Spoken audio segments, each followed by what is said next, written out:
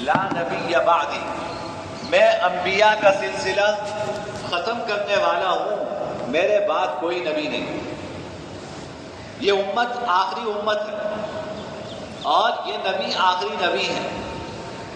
آپ نے فرمایا تھا، پیشن گوئی کر دی تھی کہ انہ سیکون فی امتی ثلاثون کذابون کلہم یزعم انہ نبی انا خاتم النبیین لا نبی بعدی۔ فرمایا کہ میرے بعد 30 کے قریب ایسے دجال اور جھوٹے آئیں گے، ہر ایک یہ کہے گا کہ میں نبی ہوں۔ فرمایا کہ 30 کے قریب ایسے دجال جھوٹے نبی آئیں گے، ان میں سے ہر ایک کہے گا کہ میں نبی ہوں۔ فرمایا کہ انا خاتم النبیین، میں انبیاء کا سلسلہ ختم کرنے والا ہوں، لا نبی بعدی، میرے بعد کوئی نبی نہیں۔ بے شمار روایات ہیں جو اس بات پر دلالت کر رہی ہیں کہ حضور کے بعد کوئی نبی نہیں ہے۔ ایک حدیث میں آپ نے اس کو ایک مثال سے سمجھایا، فرمایا کہ اس کی مثال ایسی سمجھو کہ ایک آدمی نے بڑی خوبصورت عمارت بنائی، اس میں ایک اینٹ کی جگہ خالی ہے، ایک اینٹ کی جگہ خالی ہے۔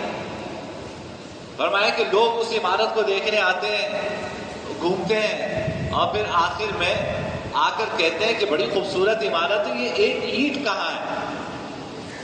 فرمایا کہ نبوت کی عمارت کی آخری اینٹ میں ہوں۔ آپ نے فرمایا کہ نبوت کی عمارت میں ایک اینٹ کی جگہ خالی ہے اور وہ اینٹ میں ہوں۔ لہذا احادیث ہوں، قرآن کریم کی آیات ہوں، یہ سب واضح طور پہ کہہ رہی ہیں کہ جناب نبی کریم صلی اللہ علیہ وسلم کے بعد کوئی نبی نہیں آئے۔ یہ ہمارا ایمان ہے اور اس پر عقیدہ اس پہ یقین رکھنا یہ ہمارے ایمان کا لازمی تقاضا ہے۔ اگر کوئی خدا نخواستہ اس کا انکار کرتا ہے اور کہتا ہے کہ جی حضور آخری نبی نہیں ہے، تو یہ ایسا ہے جیسے کہ کوئی نماز کا انکار کرے۔ تو کیا کوئی شخص نماز کا انکار کرے اور یہ کہے کہ اسلام میں نماز فرض نہیں ہے، تو کیا آپ اس کو مسلمان سمجھیں گے؟ کوئی کہے نماز اسلام میں روزہ نہیں ہے، مسلمان نہیں ہے۔ وجہ کہ اسلام نام کس کا ہے؟ قرآن کریم اور احادیث میں جو تعلیمات حضور اکرم صلی اللہ علیہ وسلم لے کر آئے ہیں، ان پر ایمان لانا اسلام ہے، اور ان میں سے کسی کا انکار کرنا کفر ہے۔ تو جس طرح نماز پر ایمان رکھنا ضروری ہے، جنت پر ایمان رکھنا ضروری ہے، جہنم پہ ایمان رکھنا ضروری ہے، مرنے کے بعد دوبارہ اٹھنے پر حساب و کتاب پر ایمان رکھنا ضروری ہے، اسی طرح جناب نبی کریم صلی اللہ علیہ وسلم کے آخری نبی ہونے پر ایمان رکھنا بھی ضروری ہے۔ اگر کوئی اس پر ایمان نہیں رکھتا، وہ دائرہ اسلام سے خارج ہے۔ جناب نبی کریم صلی اللہ علیہ وسلم کے زمانے میں ہی آخری حیات میں 2 لوگوں نے نبوت کا دعویٰ کیا تھا۔ ایک یمن میں تھا اسود عنسی، اور دوسرا یمامہ میں تھا مسیلمہ بن کذاب۔ اسود عنسی نے بھی کہا، یعنی پتہ تھا سب کو کہ حضور کا آخری زمانہ ہے، تو یہ اچھا موقع ہے کہ اپنے آپ کو ظاہر کر دو کہ میں نبی ہوں اور آئندہ میری حکومت چلے گی۔ تو اسود عنسی نے کہا کہ میں نبی ہوں۔ اس کو ایک صحابی حضرت فیروز دہلوی، انہوں نے واصل جہنم کیا اور اسے قتل کیا، کیونکہ نبوت کا دعویٰ کرنا یہ ارتداد ہے، انسان کو دائرہ اسلام سے باہر نکال دیتا ہے۔ دوسرا شخص مسیلمہ بن کذاب، اس نے نبوت کا دعویٰ کیا، حضور کی زندگی میں کیا، اور یہ حضور سے ملنے بھی آیا اپنے قبیلے کو لے کر۔ اس نے کہا کہ میں نبی ہوں، چلو آپ سے کہہ رہا ہے، حضور سے کہہ رہا ہے کہ چلو کچھ ساز باز کر لیتے ہیں، میں ایسا کرتا ہوں اپنے نبوت کے دعوے سے دستبردار ہو جاتا ہوں، آپ مجھے اپنا جانشین مقرر کر دیں، آپ مجھے اپنا جانشین مقرر کر دیں۔ آپ ہوتے تو کہتے یار کچھ دو اللہ کی بنیاد پہ کر لو کام. وہ آقائے دو جہاں تھے، وہ کسی سے اللہ کے علاوہ کسی کا خوف اپنے دل میں نہیں رکھتے تھے. انہوں نے فرمایا کہ تم جانشینی کی کیا بات کر رہے ہو، میرے ہاتھ میں یہ جو شاخ ہے نا کھجور کی، اگر تم یہ بھی مانگو گے میں تمہیں نہیں دوں گا. میرے ہاتھ میں یہ کھجور کی شاخ ہے، اگر تم یہ بھی مانگو گے میں تمہیں یہ شاخ بھی نہیں دوں گا. ہر آدمی اٹھ کے آ جائے اور کہہ دے کہ جی اچھا نبوت میں کچھ حصہ مجھے بھی دے دیجیے، ایسے تقسیم ہوتی نبوت. حضرت ابو بکر صدیق رضی اللہ تعالیٰ عنہ نے مسیلمہ بن کذاب جس نے نبوت کا دعویٰ کیا تھا، اس کے خلاف جہاد کیا، جس کو جنگ یمامہ کہتے ہیں. جناب نبی کریم سرور دو عالم صلی اللہ علیہ وسلم کی حیات طیبہ میں جتنے جہاد ہوئے اس میں اتنے صحابہ شہید نہیں ہوئے جتنے صحابہ مسیلمہ بن کذاب کے خلاف لڑتے ہوئے شہید ہوئے. یعنی جناب نبی کریم صلی اللہ علیہ وسلم نے مشرکین کے خلاف، عیسائیوں کے خلاف مسلمانوں کی اتنی جانیں نہیں دی جتنی جان جھوٹے نبی کے خلاف حضرات صحابہ کرام نے دی.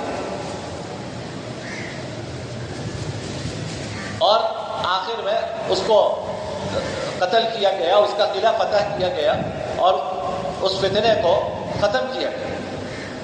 تو یہ سلسلہ حضور اکرم صلی اللہ علیہ وسلم کے زمانے سے چل رہا ہے کہ ہر آدمی جس کے دماغ میں کوئی خناس پیدا ہوتا ہے تو وہ یہی چاہتا ہے کہ لوگ مجھے بھی نبی مانیں. حضور نے پہلے بتا دیا تھا کہ 30 ایسے کذاب آئیں گے، جھوٹے آئیں گے جو مختلف زمانوں میں نبوت کا دعویٰ کریں گے. میں آخری نبی ہوں، میرے بعد کوئی نبی نہیں. اب جبرائیل امین ہوئے زمین پر نہیں آئیں گے، وہی لے کر وہی کا سلسلہ ختم ہو گیا. اور یہ امت آخری امت ہے. یہ قرآن اللہ کی آخری کتاب ہے. ہمارا نبی آخری نبی، ہمارا قرآن اللہ کی آخری کتاب، ہمارے نبی پہ نازل ہونے والی وحی آخری وحی، اور یہ امت آخری امت. اس کے بعد قیامت. مرزا غلام احمد قادیانی اس شخص نے نبوت کا دعویٰ کیا. اس نے یہ دعویٰ کیا کہ میں نبی ہوں، میرے اوپر وحی آتی ہے. یہ جھوٹا کذاب شخص، یہ اس نے نبوت کا دعویٰ کیا. جو اس کے ماننے والے ہیں ان کو قادیانی کہا جاتا ہے. اب ظاہر ہے اگر یہ نبوت کا دعویٰ کر رہا ہے، اس کی کتابیں بھری ہوئی ہیں، اس کے لٹریچر ہے، اور جب نبوت کا دعویٰ کر رہا ہے تو یہ مسلمان کیسے ہو سکتا ہے؟ بھائی قرآن کریم کی کسی ایک آیت کا انکار کرنے والا شخص کیسے مسلمان ہو سکتا ہے؟ عجیب احمقانہ سوچ ہے ہمارے یہاں. لوگ کہتے ہیں بھائی مسلمان کون ہے؟ جس نے پڑھا لا الہ الا اللہ محمد الرسول اللہ، اللہ ایک ہے، محمد کے رسول ہیں، بس یہ مسلمان. تو یہ کلمہ یہ قرآن ہے، یہ کلمہ پورا دین نہیں ہے. یہ اس کو سوچے، یہ کلمہ ایک عنوان ہے. اس عنوان کا کیا مطلب؟ اللہ کی تعلیمات پر عمل کروں گا، اور محمد صلی اللہ علیہ وسلم اللہ کے رسول ہیں، ان تعلیمات پر میں عمل کروں. یہ مطلب ہے لا الہ الا اللہ محمد الرسول اللہ. مطلب تھوڑی ہے کہ اگر ایک آدمی اللہ کی وحدانیت کا قائل ہے اور جناب نبی کریم صلی اللہ علیہ وسلم کو اللہ کا رسول ہے، پھر وہ کبھی انکار کرتا ہے تو کیا مسلمان رہے گا؟ روزے کا انکار کرتا ہے، حج کا انکار کرتا ہے، تو اس نے لا الہ الا اللہ محمد الرسول اللہ کا انکار کیا. سمجھنے کی بات یہ ہے کہ لا الہ الا اللہ محمد الرسول اللہ یہ عنوان ہے. اس عنوان کا مطلب ہے کہ اللہ اس کی رسول کی تعلیمات کے مطابق اپنی زندگی گزارتا ہے. لہذا اگر اللہ اس کے رسول کی واضح تعلیمات کا جو قرآن سے اور صحیح احادیث سے ثابت ہو، اگر کوئی اس کا انکار کرتا ہے وہ مسلمان نہیں ہے. تو غلام احمد قادیانی اس نے نبوت دعویٰ کیا، اس وجہ سے یہ دائرہ اسلام سے خارج ہے. اب سوال یہ ہے اور پھر 1973 میں جو ہماری اسمبلی نے فیصلہ کیا اس کے مطابق اتفاقی طور پر قانونی روح سے ان کو غیر مسلم قرار دیا گیا، اور پھر 1983 میں قانون میں ایک اور ترمیم آئی اور اس کی روح سے ان کے اوپر پابندی لگائی گئی کہ یہ اپنے لیے مسلمان کا لفظ استعمال نہیں کریں گے۔ اب میں نے آپ کو یہ تھوڑا سا یہ تو تمہید تھی میری، اب میں واپس اصل سوال کی طرف آتا ہوں۔ جو سوال میں نے اٹھایا اور آج کل جتنا پڑھا لکھا طبقہ ہے اس کے ذہن میں یہ سوال اٹھا ہوا ہے، اور بارہا مختلف مجالس میں اور مختلف نشستوں میں یہ سوالات ہم سے بھی کیے جاتے ہیں، تو ایک مرتبہ میں چاہتا ہوں کہ اس ممبر سے اس کی وضاحت کر دوں۔ یہ ایمان کا اور عقیدے کا مسئلہ ہے، معمولی بات نہیں ہے۔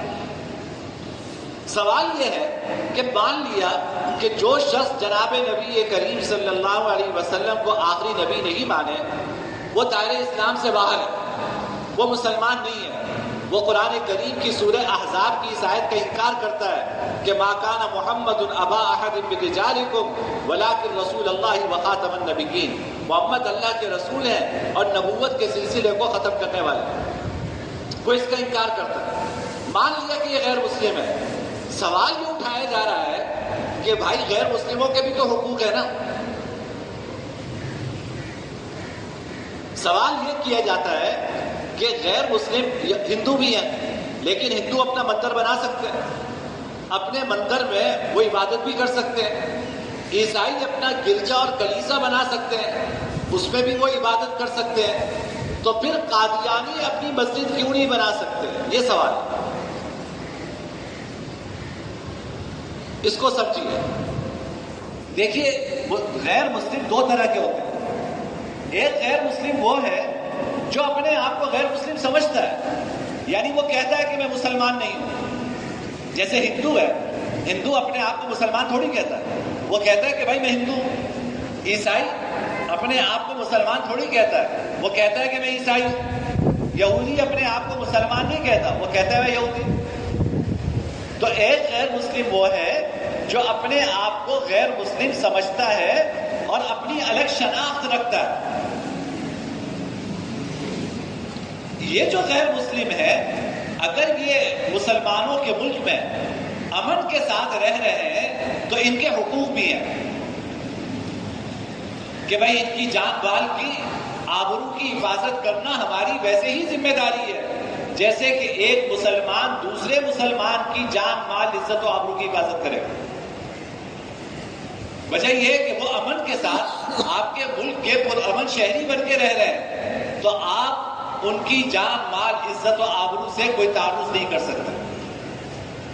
ان کے حقوق ہیں جن کو کہتے ہیں اقلیتوں کے حقوق۔ اقلیتوں کے حقوق اس کو کہا جاتا ہے کہ یعنی جو غیر مسلم ہے اور اقلیت میں ہے ان کے یہ حقوق ہیں۔ ان کی پارلیمنٹ میں سیٹیں ہیں، ان کی پارلیمنٹ کے اندر سیٹیں ہیں، قومی اسمبلی میں سیٹیں ہیں، سینٹ میں سیٹیں ہیں، صوبائی اسمبلی میں ان کی سیٹیں ہیں۔ تو جس طرح خواتین کا کوٹا ہے اس طرح ان غیر مسلم اقلیتوں کا بھی ہمارے پارلیمنٹ کے اندر کوٹا ہے۔ ہمیں اس میں کوئی اعتراض نہیں ہے، یہ ہمارے شہری بن کے رہ رہے ہیں، پرامن شہری بن کے رہ رہے ہیں، ان کے جتنے حقوق ہیں وہ سب ادا کرنا ایک مسلمان کی ذمہ داری ہے۔ یہ تو ایک قسم ہوئی غیر مسلم کی جو اپنے آپ کو مسلمان نہیں کہتے، مانتے ہیں کہ ہم ہندو ہیں، مانتے ہیں عیسائی۔ ایک دوسرا غیر مسلم وہ ہے کہ جو ہے غیر مسلم لیکن اپنے آپ کو مسلمان کہلاتا ہے، اس کا حکم شریعت میں عام غیر مسلم سے زیادہ سخت ہے۔ اس کو شریعت کی اصطلاح میں قرآن نے اس کو ملحد کہا۔ شریعت کی اصطلاح میں ایسے غیر مسلم کو زندیق کہتے ہیں، ملحد کہتے ہیں۔ یہ ہندوؤں کی طرح غیر مسلم نہیں ہے، یہ وہ غیر مسلم ہے کہ جو غیر مسلم ہونے کے باوجود اپنی نسبت مسلمانوں کی طرف کر رہا ہے۔ ہم اس فرق کو نہیں سمجھتے، ہندو غیر میں لیکن وہ اپنی مسلمانوں کی نہیں کرتے، قادیانی غیر مسلم ہے لیکن پھر بھی اپنے آپ کو وہ مسلمان کہلاتے ہیں۔ آپ نے دیکھا ہوگا ہمارے صحابی لکھتے ہیں احمدی مسلم، ان کی عقل پہ ماتم کرنے کا جی چاہتا ہے. کس پتہ نہیں کہا کہ مسلمان ہے, کہتے ہیں احمدی مسلم. سوال یہ کہ جب وہ احمدی ہے, قادیانی ہے, مرزا غلام احمد قادیانی کو اپنا نبی مانتا ہے, تو پھر وہ مسلم کیسے ہوا؟ یہ تو ایسا ہو گیا نا جیسے کہ آج ہندو لکھنا شروع کر دیں ہندو مسلم, عیسائی مسلم, تو آپ ان کو اجازت دیں گے کہ وہ اپنے نام کے ساتھ لکھ کے ہندو مسلم؟ ایسے لوگ عام غیر مسلموں سے مختلف ہیں شریعت کی اصطلاح میں. وجہ یہ ہے کہ ان کو زندیق کہا جاتا ہے, ان کو ملحد کہا جاتا ہے کہ جو مسلمان نہیں ہیں اور مسلمانوں کا نام اختیار کرتے ہیں. اب اس سوال کا جواب آپ کو ملنا چاہیے. اب آپ کا سوال یہ تھا کہ یہ جب قادیانی غیر مسلم ہے تو غیر مسلموں کو اپنی مذہبی عبادت کی اجازت ہوتی ہے, اپنا عبادت خانہ بنانے کی اجازت ہوتی ہے, تو ان قادیانیوں کو مسجد بنانے کی اجازت کیوں نہیں ہے؟ اس کا جواب یہ ہے کہ ہندو مسجد نہیں بناتا, مندر بناتا ہے. عیسائی مسجد نہیں بناتا, کلیسا بناتا ہے. قادیانی بھی اپنی عبادت گاہ بنائے, اس کا نام مسجد نہ رکھے. اب اس میں کون سے ظلم کی بات ہے؟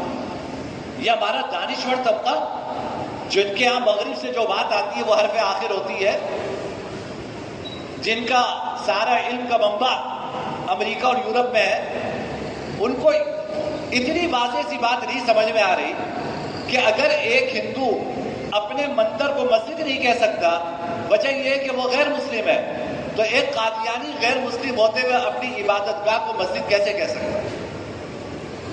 ہم تو کہتے ہیں آپ اپنی عبادت گاہ بناؤ, قانون آپ کو اجازت دیتا ہے, لیکن آپ اس عبادت گاہ کو مسجد کا نام نہ دو.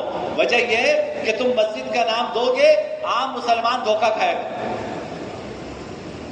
عام مسلمان دھوکہ کھائے گا, وہ بھی یہ سمجھے گا کہ ہاں مرزا غلام احمد قادیانی کو نبی ماننے والے بھی مسلمان ہیں. ہم کہتے ہماری مذہبی کتاب جو بھی ہو اس کو قرآن کا نام نہ دو, قرآن مسلمانوں کی مذہبی کتاب ہے. آپ بتائیے اگر آج ایک ہندو اپنی گیتا کو قرآن کہے تو کیا اس کو اجازت دی جائے؟ بھائی تمہاری مذہبی کتاب ہے, تم اس کو جو نام دیتے ہو آپ وہ نام دو, اس کو پڑھو, اس کو چھاپو, میں کوئی اعتراض نہیں. ایک عیسائی اپنی انجیل کو قرآن نہیں کہہ سکتا, وہ انجیل مانے اس کو پڑھے, اس کو چھاپے, ہمیں کوئی اعتراض نہیں ہے. قادیانی بھی جو ان کا مذہب اور عقیدہ ہے یہ اس کو کوئی بھی نام دیں, لیکن اگر قرآن کا نام دیں گے تو اس کی اجازت نہیں ہے. وجہ یہ ہے کہ تم ہم مسلمانوں کو دھوکہ دینا چاہتے ہیں. ہمارا اختلاف اس سے نہیں ہے کہ یہ غیر مسلم ہے تو ان کے حقوق ہیں حقوق. تم مانو نا اپنے آپ کو میں غیر مسلم ہوں. ہندو اپنے آپ کو غیر مسلم مانتا ہے, عیسائی اپنے آپ کو غیر مسلم مانتا ہے, تو اس کے حقوق ہیں. اقلیتوں کے جو حقوق ہیں وہ ان کے بھی حقوق ہیں. ان کی جان مال عزت و آبرو کی حفاظت ہماری ذمہ داری ہے. قادیانی بھی اگر آج اپنے آپ کو غیر مسلم سمجھیں اور اپنی الگ شناخت بنائیں اور ہماری مسجد کا نام اپنی عبادت خانے کے لیے استعمال نہ کریں, ہمارے قرآن کا نام اپنی مذہبی کتاب کے لیے استعمال نہ کریں, تو ہمیں کوئی اعتراض نہیں. یہ نقطہ ہے جو سمجھنے کی اور سمجھانے کی ضرورت ہے کہ غیر دو طرح کے ہوتے ہیں. ایک غیر مسلم وہ ہے جو اپنے آپ کو غیر مسلم سمجھ اور وہ اپنی الگ شناخت رکھتا ہے. ہندو الگ شناخت رکھتے ہیں, عیسائی الگ شناخت رکھتے ہیں, یہودی الگ شناخت رکھتے ہیں, وہ غیر مسلم ہے. اگر وہ مسلمانوں کے ملک میں امن کے ساتھ رہ رہے ہیں تو ان کی جان مال عزت و آبرو کی حفاظت مسلمانوں کی ذمہ داری ہے. دوسرا غیر مسلم وہ ہے کہ جو غیر مسلم ہونے کے باوجود اپنے آپ کو مسلمان کہلوانا چاہتا ہے. ایسا غیر مسلم ہندو اور عیسائی اور یہودی سے مختلف ہے.